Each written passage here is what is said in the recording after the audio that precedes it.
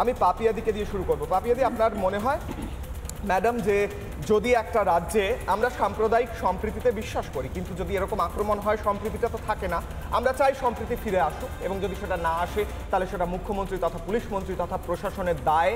এবং মুখ্যমন্ত্রী যদি আজকে বলছেন যে রাজনৈতিক দলগুলোর জন্য হচ্ছে, তাহলে উনি কেন ব্যবস্থা নিচ্ছেন না বা নেননি কেন আটকাননি? তাহলে কি উনি চাপছেন, ইনফরমেশন চেপে রাখছেন? বলুন। হ্যাঁ, নিশ্চয়ই উনি ইনফরমেশন চেপে রাখছেন বলেই কিন্তু এত গোলমাল হচ্ছে। আজকে মোথাবাড়িতে যে কাণ্ডটি হলো আপনি শুনেছেন, আপনি তো শাসন করেননি, আপনি নিজে যাননি, আপনি নাকি লন্ডন থেকে তড়িঘড়ি চলে এসেছেন ঈদ মুবারক পালন করার জন্য। তো আপনি এখান থেকে মোথাবাড়ি যেতে পারলেন না, কারণ সেখানে হিন্দুরা আক্রান্ত। আপনি যতক্ষণ না নিজের বাড়িতে আক্রান্ত হবেন আপনি ততক্ষণ নড়বেন না। মুখ্যমন্ত্রী, আপনি কিন্তু হুঁশিয়ার বাণী আপনাদের শুনিয়ে দিচ্ছি, আপনার বাড়িতেও কিন্তু যাবে।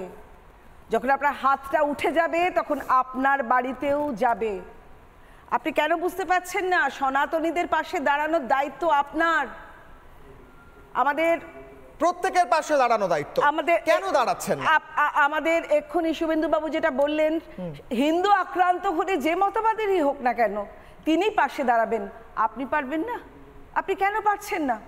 কোদাল দিয়ে হাতুড়ি দিয়ে হিন্দুদের পেটানো হচ্ছে আর আপনি চুপ করে আছেন। আপনি বলছেন না, এটা সাম্প্রদায়িক দাঙ্গা বাঁধিয়ে দেওয়ার একটা ব্যর্থ প্রচেষ্টা। কোনো প্রচেষ্টাই কিন্তু উড়িয়ে দেওয়ার নয়। আপনাকে নিশ্চয়ই আপনার পুলিশকে বলতে হবে, আপনি পুলিশ মন্ত্রী, আপনাকে বলতে হবে পুলিশের উপর সকলের বিশ্বাস আস্থা উঠে গেছে। আপনাকে বলতে হবে পুলিশ, আপনি দাঁড়ান হিন্দুদের সঙ্গে, তাহলে কিচ্ছু হবে না। আর আপনি সনাতনীদের এইভাবে যে অপমান করছেন, এটা খুব গোলমাল হচ্ছে। শাখা পলা পড়তে বারণ করছে আপনার প্রশাসন, সিঁদুর পড়তে বারণ করছে আপনার প্রশাসন। মুখ্যমন্ত্রী বলছেন সম্পূর্ণটা নাকি কোনো রাজনৈতিক দল করছে। আসলে রাজনৈতিক দলের উদ্দেশ্য এইভাবে রাজনৈতিকভাবে পোলারাইজেশন করা, মুখ্যমন্ত্রী বলছেন। আমি হতে পারে সেটা সত্যি, কিন্তু সেটাও তো থামানো মুখ্যমন্ত্রীর দায়িত্ব। সেটা থামান, কিন্তু পুলিশগুলো সেজে গেছে। তাহলে আপনার পুলিশ সেজে যাচ্ছে অন্যান্য জায়গায়। সেই পুলিশগুলো কারা যারা বলছে শাখা পলা পড়তে পারবেন না? তারা কারা? আর হঠাৎ এখন কেন 26শে ভোটের আগে এই সমস্ত করছেন আপনি? এটাও তো আপনাকে ভাবতে হবে, কেন করছেন। সুতরাং আপনাকে এখনই জরুরি অবস্থায় এই ভয়ঙ্কর ঘটনার পাশে দাঁড়াতে হবে, আপনাকে শাসন করতে হবে। মুখ্যমন্ত্রী, আমরা আপনাকে হুঁশিয়ারি দিচ্ছি, আপনি যদি শাসন না করেন তাহলে কিন্তু আমরা জনগণ আইন নিজের হাতে তুলে নিতে বাধ্য হব। মুখ্যমন্ত্রী শাসন করবেন, তার জন্য ওনাকে ভোট দেওয়া হয়েছে, দায়িত্ব দেওয়া হয়েছে। আমি আসি রাধামোহন বাবু আপনার কাছে। এখানের সাধারণ মানুষ মোথাবাড়ির গতকাল কি বলেছেন শুনবো, তাদের অভিযোগ শুনবো, ফিরবো আলোচনায়। আমার প্রশ্ন হচ্ছে আইন শৃঙ্খলা মুখ্যমন্ত্রীর দায়িত্ব, প্রশাসনের দায়িত্ব। যদি রাজনৈতিক দলগুলো করে থাকে সেই সমস্ত রাজনৈতিক দলগুলোর বিরুদ্ধে ব্যবস্থা নিন। কেন নিচ্ছেন না? তাহলে কি আপনি হতে দিচ্ছেন? বিজেপির অভিযোগ আপনি নিজে অশান্তি করার ব্যবস্থা ওখানে করেছেন। আপনি বলছেন অন্য পার্টি করেছে। আমি পার্টি পলিটিক্স বুঝি না, অশান্তি হবে কেন? প্রশাসন কেন হতে দেবে? স্থানীয় মানুষ কি বলছেন শুনবো। বাইরে আমবাগানে ঘুমোচ্ছেন কেন? পুলিশ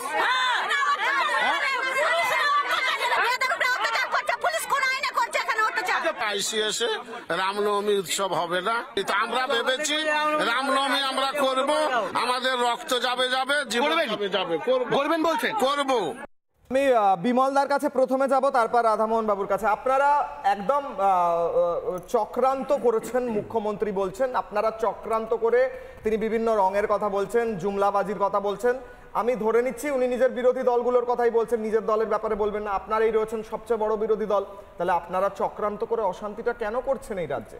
আচ্ছা, আমরা সবাই খুব খারাপ লোক, একদম বাজে লোক, সব বুঝে নিলাম, সব ধরে নিলাম যুক্তির খাতিরে।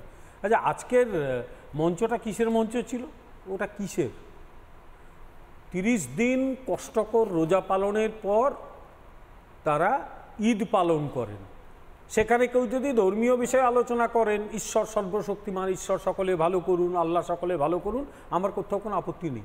যে ধর্মের মানুষ তার ধর্ম পালন করবে, তার জন্যে অন্য কাউকে গিয়ে ওই ধর্ম সাজার দরকার নেই। আমি আমার ধর্ম পালন করলেই অপরে তার ধর্ম পালন করতে পারবে, সৎভাবে ধর্ম পালন করতে হবে। ওখানে তৃণমূল, বিজেপি, কংগ্রেসটা এলো কেন? আমাকে সেই উত্তরটা কেন? ওখানে তৃণমূল, কংগ্রেস, বিজেপি এলো কেন এবং কিছু সেখানে হাততালি এবার দিল কেন? আমার আয়োজকদের কাছে এবার প্রশ্ন, আপনারা এগুলো অ্যালাউ করেন কেন? আপনারা এগুলো অ্যালাউ করেন কেন? এরকম একটা ধর্মীয় অনুষ্ঠানে একজন উপস্থিত থাকবেন, উপস্থিত থেকে সেখানে রাজনীতির কথা বলবেন, রাজনৈতিক আলোচনা হবে, এটা কি ঠিক? এই প্রশ্ন কিন্তু যারা আয়োজক তাদের কাছে করলাম। এমনিতে অনেকে প্রশ্ন করছেন যে খিলাফত কমিটির মানেটা কি। আমি যতদূর বুঝি খেলাফত কথাটা খালিফা থেকে এসছে, মূলত খালিফাতন্ত্র। আজকে তার প্রাসঙ্গিকতাকে আমি বলতে পারবো না, তারা বলতে পারবেন। এ নিয়ে নিশ্চয়ই আপনি পরে তাদের নিয়ে আলোচনা করবেন, সে আলোচনা আজকে আমি তুলছি না।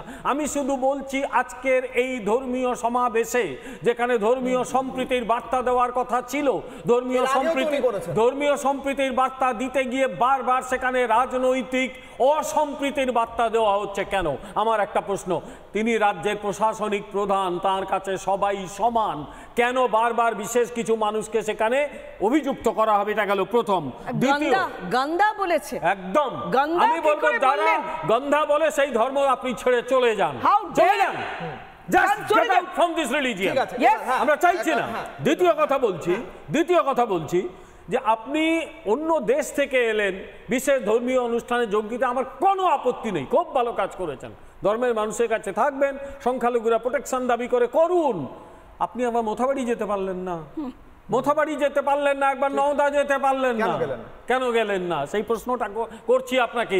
আপনি রাজ্যের প্রশাসনিক প্রধান, সবাই আপনার কাছে সমান, তাহলে কি আপনি প্রশাসনিক প্রধান হওয়ার যোগ্যতা হারিয়েছেন?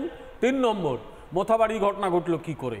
মোথাবাড়ির ঘটনা ঘটে থাকলে সেটা তো আপনার পুলিশ প্রশাসনের ব্যর্থতা। পুলিশের ইন্টেলিজেন্স কি করছে?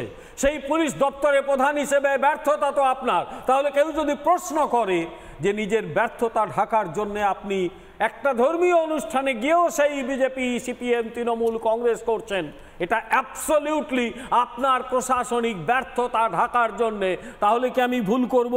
আর সবচেয়ে বড় কথা, একটা কথা বলে, চ্যারিটি বিগিনস অ্যাট হোম। আপনি অপরকে দোষ দেওয়ার আগে একটু ভেবে নিন তো, একটু খালি ভেবে নিন যে বিগত 10 বছরে কি কি ঘটনা ঘটেছে। শুরু হয়েছিল উলুবেড়িয়া কলেজে একটা বাচ্চা মেয়ে, সে সরস্বতী পুজো করতে গিয়ে তার মাথা ফেটে গেছিল, সেই রক্তাক্ত ছবি কাগজেই বেরিয়েছিল। এবারেও সরস্বতী পুজো যাতে না হয়, একটা স্কুলে ঢুকে হেডমাস্টারকে ধমকেছে পাড়ার একটা লোক, আপনি তার বিরুদ্ধে কি ব্যবস্থা নিয়েছেন? অর্থাৎ আপনাদের প্রশাসনিক ব্যর্থতা ঢাকার জন্যে আপনি সেটাকে রাজনৈতিক টান নেওয়াচ্ছেন এবং এই বিপজ্জনক খেলা হচ্ছে আগামী নির্বাচনের দিকে তাকিয়ে। কারণ আপনি বুঝে গেছেন যাদের আপনি দুধের গরু বলতেন তারাও আর ভোট দিতে রাজি হচ্ছেন না।